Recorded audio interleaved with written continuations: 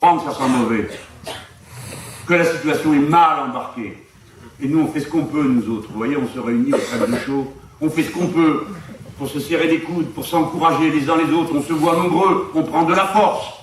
Il faut, mes amis, mes camarades, il faut résister. Et on va avancer, comme ça, parce qu'on aura résisté. Ne vous laissez pas, comme disait Jaurès, emporter par la clameur absurde des raisonnements simplistes.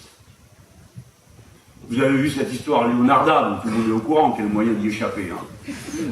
Évidemment, on réagit avec ce qu'on nous dit, de jour en jour. Le jour numéro 2, c'était pas le jour numéro 1. Le jour numéro 1, on avait arrêté une jeune fille dans un car. Le jour numéro 2, on apprend que son père la battait. Le jour numéro 3, on ne comprend plus rien.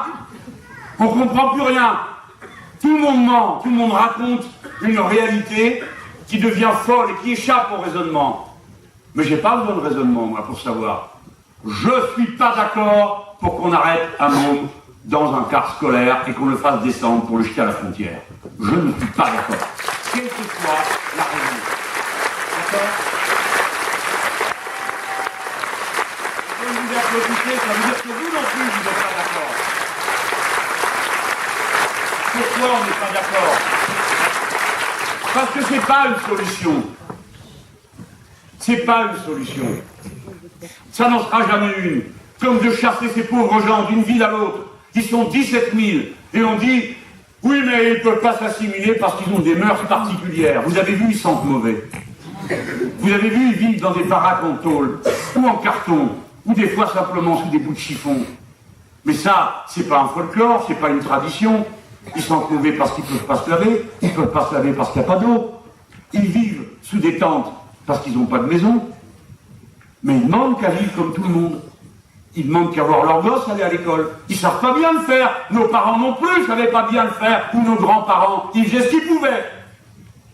Pour qu'on marche droit. À leur manière à eux. Ils le comprenaient à leur façon.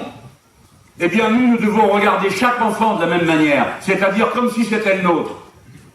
Et qu'on ne vienne pas nous dire la misère du monde. 17 000 ils sont. Eh bien, tous les jours, ils inventent quelque chose de pire. Là, la droite vient d'inventer, à nouveau, ont déposé une loi pour courir derrière Madame Le Pen, paraître plus brutale qu'elle. Elle va finir par leur paraître sympathique aux gens. À force.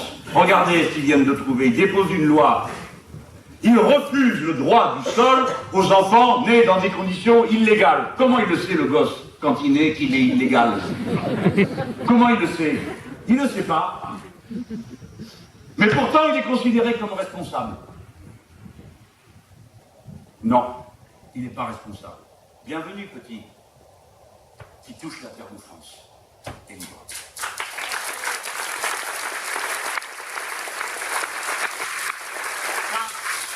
c'était la devise de l'ancien régime. Le droit du sol, c'est une invention de François Ier. C'est vous dire, c'est pas d'aujourd'hui. François Ier, c'est bien, c'est le seul roi dont on se rappelle la date, parce que 1515, Marignan, on a gagné. Vous voyez, ça vous amène dans les années 1500. 5 siècles après, vous entendez tout trouve que ce n'était pas une bonne idée. Qu'est-ce qu'on va faire? Un peuple du droit du sang? On va décider que c'est dans vos gènes? Mais les Français ne sont pas comme ça. Nous, on est au bout du continent, on n'a pas le choix. Alors tout le monde finit par arriver là, ou par passer par là. Et c'est comme ça qu'on a fait la France. En France, c'est quoi d'être français? Liberté, égalité, fraternité, point final. Voilà, c'est ça le français. Il n'y a pas besoin de se torturer l'esprit pendant des heures. Alors évidemment, on a nos habitudes, on a notre langue, nos poètes, tout ça, oui. Oui, mais nous sommes un peuple politique. Nous ne sommes pas comme en Allemagne des Deutschen Volk. Non, pas ici. Ici, liberté, égalité, fraternité. T'es grand, t'es petit, t'es vert, t'es jaune, t'es basané, tu ne l'es pas. Français. Il suffit de naître en France. C'est plus tout à fait vrai depuis M. Pasqua. Ben, il trouve que c'est encore trop. Donc il faut pouvoir expulser les nourrissons. Pourquoi? Mais dites-moi pourquoi on le fait. En quoi ça nous pose un problème?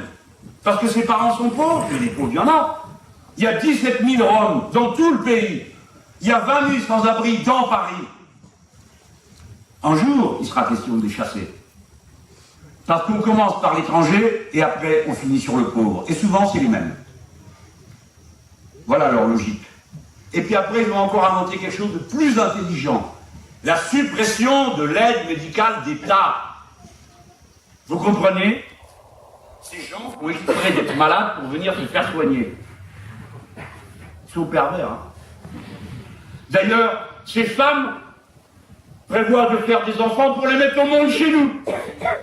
Quelle horreur! Voilà pourquoi, quand elles partent, les malheureuses, de la Grande Terre aux Comores, pour aller à Mayotte, et que la moitié se met en route, c'est une preuve de leur perversité, pas de leur détresse. Donc, l'aide médicale. Et vous avez toujours un imbécile pour dire « Ah ben c'est normal, il ne paye pas. » Eh ben très bien, va dire au microbe qu'il est étranger. Ben vas-y, laisse venir des gens malades, laisse les gens malades rester malades. Et tu crois quoi? Que le microbe va taper à la porte de tes veines pour dire t'es français ou pas, toi? Parce que si t'es français, j'ai pas le droit, mais les autres, j'ai le droit. C'est absurde. On ne peut pas échapper à son devoir de solidarité humaine. Soigner quelqu'un qui est malade est un devoir fondamental et un droit de la personne humaine. Ce qu'il propose est inhumain et dangereux.